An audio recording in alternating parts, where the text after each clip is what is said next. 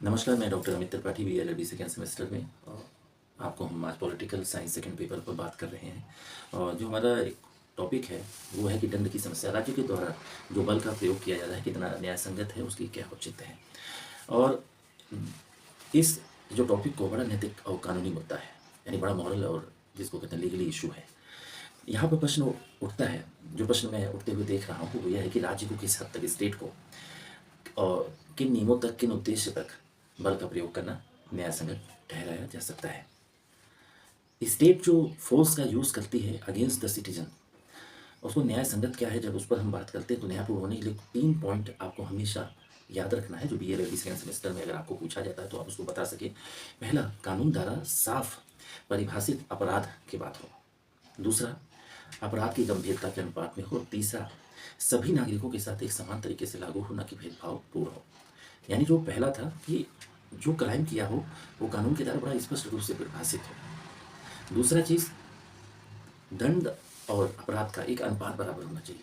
ऐसा नहीं कि अपराध आपने अधिक किया है और दंड कम मिला है, या अपराध आपने कम किया है या ज़्यादा किया है और उसका जो दंड है कम या ज़्यादा, उसका एक अनुपात सही ना हो। अपराध जितना किया हो दंड उतना ही मिलना चाहिए, अनुपात एकदम समान होना चाहिए। और तीसरा, यह जो विधियां हैं और ये जो दंड मिलता है ये सभी को एक समान विधि के अनुसार मिलना चाहिए, उसमें भेदभावपूर्णता नहीं दिखनी चाहिए। तो हमने यहाँ पे 3 पॉइंट समझा है, जो बीएलएलबी के सेकंड सेमेस्टर में जब भी एग्जामिनेशन में पूछा जाए तो आप इसको लिख सकें, और इन तीनों पॉइंट को आपको हमेशा याद रखना है। अब इस टॉपिक से रिलेटेड कुछ और बातें हैं, अब हम उस पर आगे चर्चा करते हैं। जैसे अभी हम आपको बता रहे थे कि बल का उपयोग न्याय संगत कब है, इस पर हमें चर्चा करनी थी। भारत में नई आपराधिक संहिता, दूसरे शब्दों में कह सकते हैं कि भारत में नई आपराधिक कानूनी संहिता के अंतर्गत, जैसे भारतीय नागरिक सुरक्षा संहिता है, में स्पष्ट रूप से कहा गया है कि पुलिस या सुरक्षा बलों द्वारा बल का प्रयोग या बल का इस्तेमाल तभी किया जा सकता है जब वह आवश्यक हो और उचित सीमा तक तय हो। यानी अनुचित सीमा तक तय हो, आवश्यक न हो, तो पुलिस और सुरक्षा बल बल का प्रयोग नहीं कर सकते। दूसरी बात, न्याय संगत तभी कहा जा सकता है बल के प्रयोग को जब वह अत्यधिक, निरंकुश और निर्विरोध तरीके से लागू हो। यह नहीं होना चाहिए, यानी लागू नहीं होना चाहिए, यानी उसमें निरंकुशता और निर्विरोध जैसे तरीके नहीं होना चाहिए। इन दोनों पॉइंट को हमें हमेशा याद रखना है। सपोज दैट हमारे बीएलएलबी सेकंड सेमेस्टर में पूछा जाता है कि बल का उपयोग न्याय संगत कब है, तो आप बता सकते हैं कि आपराधिक कानूनी संहिता में भारतीय नागरिक सुरक्षा जो संहिता है उसमें स्पष्ट कहा गया कि पुलिस या सुरक्षा बलों के द्वारा बल का इस्तेमाल तभी किया जा सकता है जब वह आवश्यक हो, जिस सीमा तक हो। दूसरा, बल का उपयोग न्याय संगत तब कहा जा सकता है जब वह निर्विरोध तथा निरंकुशता का उसके अंदर भाव न हो।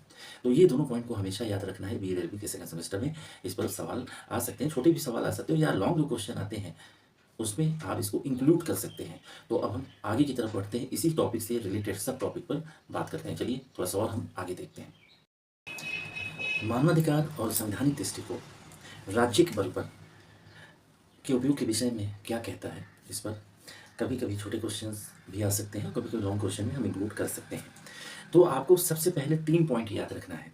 मैं भी लगातार आपको बल के उपयोग पर सारी चीज़ें बता रहा हूँ, तो यहाँ भी आपको 3 पॉइंट बता रहा हूँ। पहला, नागरिक अधिकार, जीवन। दूसरा, व्यक्तिगत स्वतंत्रता। और तीसरा, गिरफ्तारी प्रक्रिया का भी एक आधार हमारे संविधान ने बनाया है, उसका सम्मान होना चाहिए। ऐसा नहीं होना चाहिए कि इन चीज़ों का घोर हनन होना चाहिए। फिर से पॉइंट याद रखिए, जो भी नागरिक अधिकार है जैसे जीवन, व्यक्तिगत स्वतंत्रता और गिरफ्तारी की प्रक्रिया का एक अधिकार।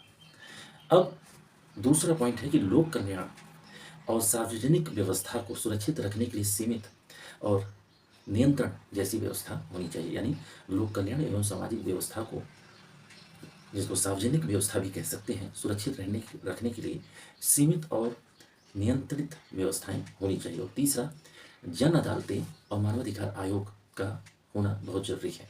तो यानी राज्यिक बल के उपयोग के विषय में 3 चीज़ें हमें पता चल गई।